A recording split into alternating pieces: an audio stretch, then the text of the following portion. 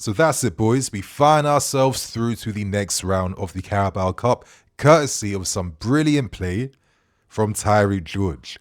Now, if you guys have been watching me, I have been calling Tyrique the Nkunku regen in this setup under Maresca, because similar to Nkunku, for myself, I feel like I'm seeing a player who is playing out of position, not playing his best role.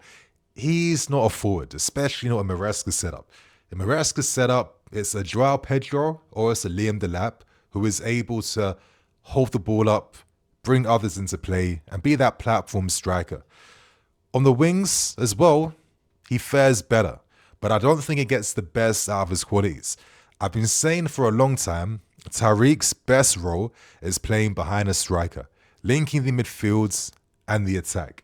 And this is why you saw that ridiculous equaliser from him. He has these shooting mechanics under his belt. Left foot, right foot.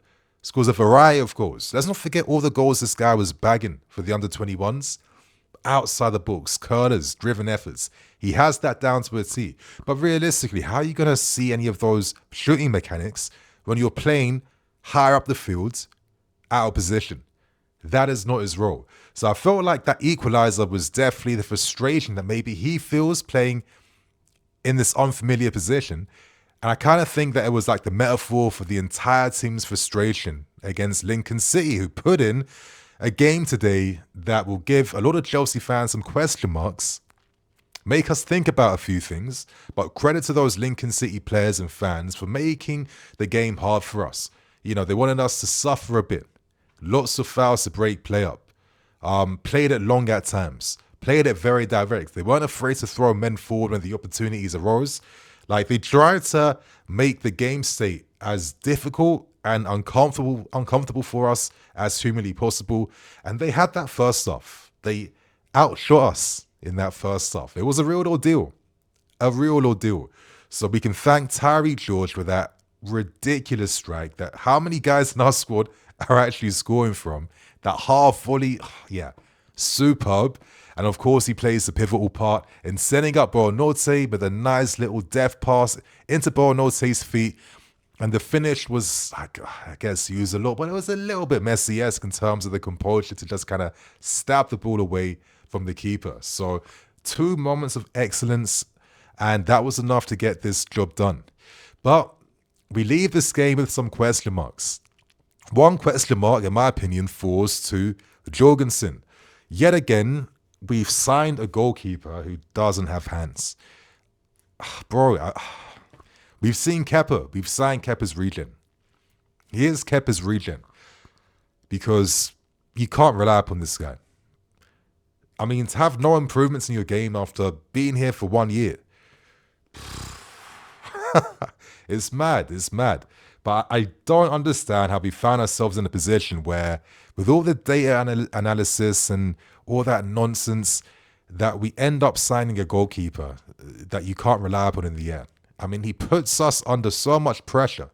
And I feel like he single-handedly, this is what bad keepers do. They single-handedly introduce panic to your defense, because in situations like what we saw against United a few days ago, when they should be controlling things and being domineering, they hide, they panic, they're worried.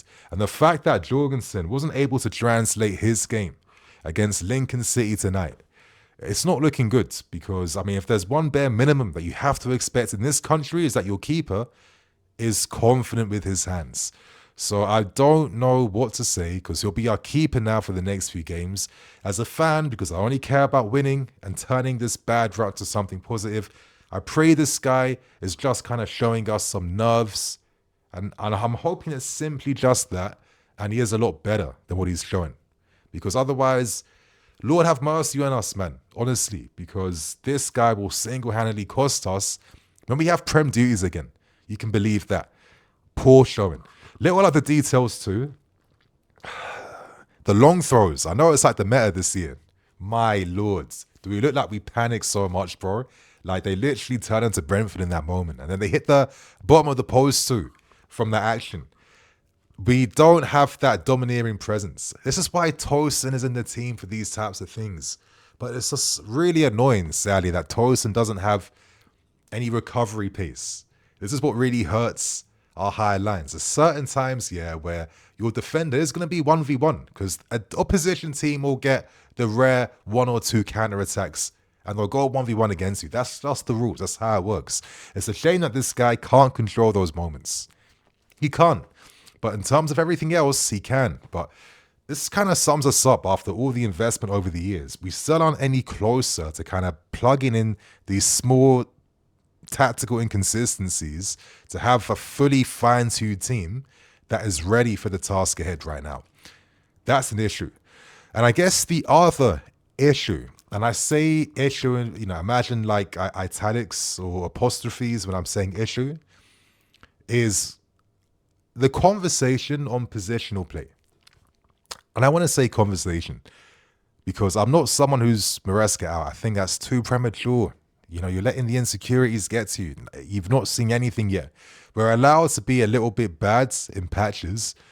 You don't expect our trajectory to just only be highs after highs after highs. Not with this squad. And not when we're younger than the average age from last season. Don't be expecting that. But it's more of a conversation. I like you guys to get involved in the comments so we can talk about things. That's what I like in this community. I think there's a lot of great comments and a lot of great conversations that go on. But I guess for myself, because I've seen this game so many times, I think the issue you have with positional play style of football is that you create a game state. You create this game state where you're forcing the opposition into doing one thing, which is putting men behind the ball and shutting out spaces. Lincoln City tonight using a 5-4-1. Many teams have used 5 at the back and 4 midfield against us, and it's really, really nullified a lot of anything we can do. It doesn't help when you can't rely upon the system breakers like Cole Palmer and Joao Pedro. It doesn't help that this is the first time a lot of these guys are even playing together. It doesn't help when you can maybe add in things like pre-season inconsistencies in terms of fitness and the fact that, you sold all the guys that understood the system last season to sign younger guys who need more time to get to grips with the system now. So you can see why it created conditions like this for the first half that we saw, right? I think that's fair. But to continue my conversation on positional play, you create this game state where you force the opposition to constantly just put men behind the ball. And this is why it creates these really lethargic, boring, sideways, inept type of performances, because you're basically only playing a game then to find a breakthrough against a compact defense. No other game state exists. You're not going to see a game state where maybe, there's going to be like a counter attack that opens the game up, or nice bits of combination play from, pushing men up, winning a 50-50 and getting a breakaway or transitional moment. Or you're not going to get things from like a cross from out wide that's played early to catch someone out. You're not going to get many of those different game states that you typically see other teams do. And this is the issue that I see all the time. It's very one note. It's very one-dimensional. And the reason why I'm having this conversation is that it's a quick plug, but on my other channel, Nini FC, which I would love if you guys show some support with that. I'm doing some really big content I'm really proud of, but sadly, the algorithm's not really helping. I'd love if you guys can maybe show some love to see what I'm doing. But I do a series called This Week in the Premier League where I break down all the trends that we've seen every week. And one trend that's been very prevalent this season is teams playing a lot more direct now. This is why you're seeing things like the long throw becoming a new meta now. Trying to gain marginal, incremental improvements in the team. And it's essentially like taking another corner if you have guys that have the long throw ability in their locker, right? But the trend this season has been direct play. You've seen the most headers scored in how many years in the Premier League. It reminds me of the early 2000s a little bit. You're seeing a lot of goals scored in breakaways. You're seeing a lot of teams that have possession, or actually who are given possession, struggle to turn those games into wins for themselves.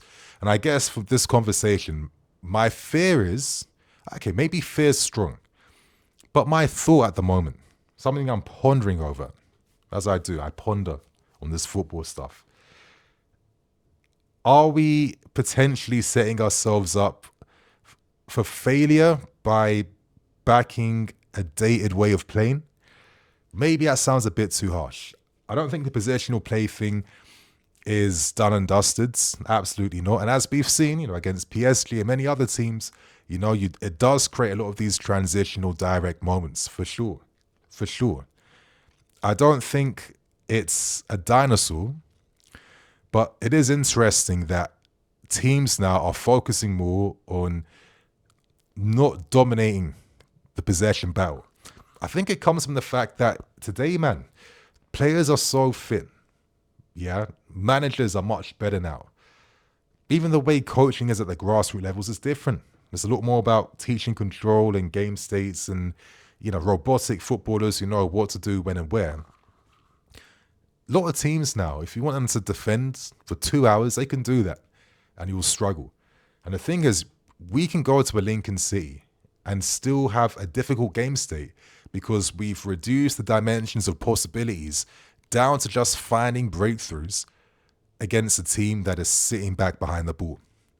That's just purely sitting back behind the ball. And it does feel a bit paradoxical because, especially in that first half, it doesn't really matter about the individual quality that you have because it's not about the individuals on the field. It's about like the nucleus of the team, like how they all are just this like faceless NPC that is just positional play. And, the moment someone breaks down anything for the team, things can fall apart. And we look quite susceptible to anything direct, anything 50-50, long balls, early deliveries inside the box. You're not seeing that normal bit of control that you would like to see against an opposition like this. For myself, I don't always see the utility behind playing this style against an opposition that's inferior. Let's keep it real. Because it's mad that this way of playing can kind of paradoxically give hope to your small Lincoln Cities and co. Because you just limit them to all they can do, right? Long balls, direct play, balls over the top, fighting for any lost cause. It's an interesting one. I think against this type of team, and you have the player quality and abundance on your side, you simply let that shine through a bit. That's the type of balance I would like to see a little bit, yeah? Let the quality shine through. It's easy. You just have a fullback overlapping with one of the wingers. Instead of finding fullbacks in positions where the attacking mid should be in, or an attacking player should be in, it does feel like maybe there's no utility behind this way of playing at times. And when I say at times, I mean against this level of team or when they're that much worse than you. I mean, even last season, bro, against your relegation favored teams, we only just beat those teams by a goal. And it was a slugfest and we did struggle. I think the positional play stuff is phenomenal as a big game tactic, 100%. We've seen the results of that. It gives you more protection in midfield, more support in the wide areas, and the games open up. But the moment the spaces are gone, it just doesn't look effective enough. And that's like the conversation I want to end this video on. I know it's a bit of a long-winded answer. I hope you guys have stood with me. But I like to have this conversation to get like a variety of views on how you guys are feeling about it and how you're not. But that's everything that I can say on the matter. As I'm saying, by controlling the game state so heavily, we make every game a tactical grind. And even against the small teams, as I keep saying, you force the ops into survival modes. And, in that survival mode, only rare breakthroughs matter for them. And I just think this is why, we don't get that inspiration from these performances. So yeah, I think I've said everything I have to say. Obviously, quickly to ends up as mids. Terrible, shocking pass back to Jalaba. Yeah, this guy needs a rest. But other than that, I think I'm good tonight. So I hope you guys enjoy. Share your thoughts below. And if you guys are still here, show us some love with my Nini FC channel. I'm doing some really good things there, and I'd love you guys to support and check it out. So love you guys. Cool.